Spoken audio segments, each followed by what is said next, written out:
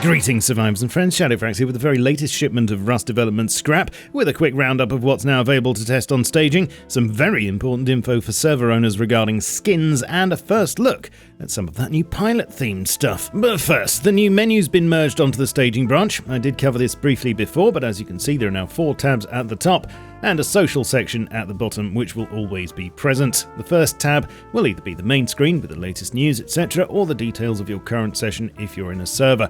You'll then have the Play tab with the server browser where you can choose official, community, modded, etc. at the top and apply all the usual filters on the left. Then you have the Store tab with featured, limited and general sub-tabs and the ability to filter down to building skins, decor packs, hazmats or weapons, and all the DLC is now shown in much greater detail when you click on it. Something else, as shown briefly before, is the new skin viewer, which will let you inspect each skin in minute detail before deciding on a purchase, which is probably my favourite upgrade of the whole thing. Plus, this does of course apply to the inventory tab, where you can ogle at anything you personally own if you like. Feeling a bit hungry now. Lastly, there's the settings section, which is pretty much the same layout, but in a much cleaner and easier to navigate format on its own page, and as shown before, the gestures menu has been reworked and allows for quick dragging and dropping of gestures to the wheels, along with previews of each one. Some other things merged to staging this week are all of the new environmental changes, namely biome fog, volumetric clouds, colour grading and weather. These are looking much better than the last time I checked them, and each biome now has its own fog and colour filter to set the ambience. Volumetric clouds can also be enabled in the experimental menu, but they're not being forced on you, and the old ones are still here as default if you wish. You've also got all the hardcore mode refresh stuff merged to staging now, and as mentioned last week, this includes the craftable compass, which sadly doesn't point to any nearby loot. That would be fun though. Fog of War is the other big feature, which from your comments last week seems to be something a lot of you would really like to have back in standard Rust. As mentioned last week, thanks to many efforts behind the scenes, you should now be able to load into a staging server much faster. And as with everything else here, this should be coming to the main game in next month's patch on August the 7th. Now, I'm here to make sense of some legalese for you, as the community server and hosting guidelines were recently subject to change, and this will impact any servers that use plugins to control which skins players can use.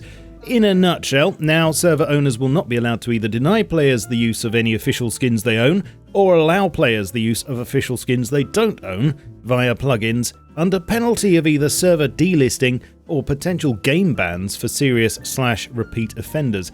However, test/cinematic servers are exempt, and this also only applies to official skins and DLCs that can be bought with cold hard cash, and not to any unaccepted ones on the workshop. Now let me unpack that nutshell and go into some more detail for you. Basically, for a very long time, plugins such as Skinbox, of which I myself am an enjoyer for educational purposes, have been used not just for creativity, but also to either restrict the use of skins that players may own, or allow the use of skins that players may not own, many times as a VIP perk. The changes to the guidelines which came in earlier this week mean this practice is now verboten.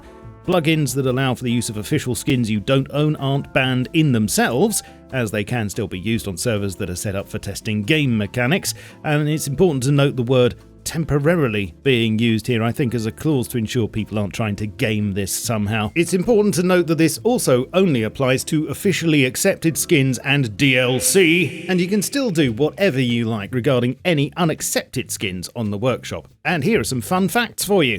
Did you know that there are currently 4,605 accepted workshop skins, but a grand total of over 155,000 unofficial ones of varying quality, with 70,000 of those having 50 or more votes? Anyway, personally, I'm surprised that it took this long for these changes to happen, as DLC and skins are pretty much the lifeblood of Rust now. I'm not sure if anything financial behind the scenes prompted this. I don't have access to info like that, and it might just be a standard tightening up of the rules. I don't think this will put a stop to servers granting skins, just that there will probably be an uptick of unofficial skins to the workshop now, with curious similarities to other well-used ones. But what do you think? Agree? Disagree?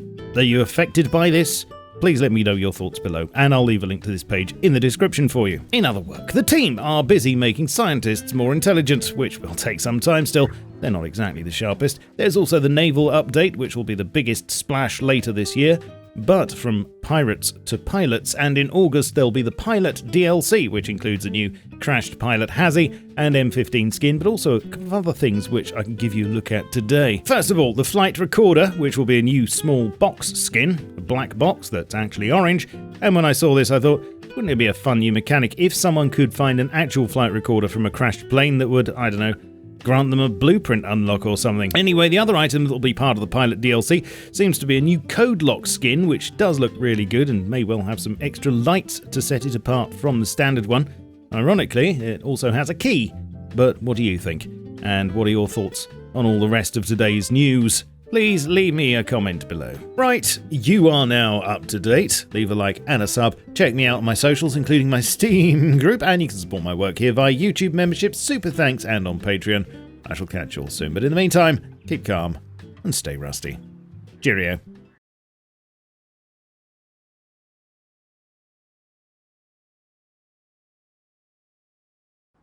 Feeling a bit hungry now.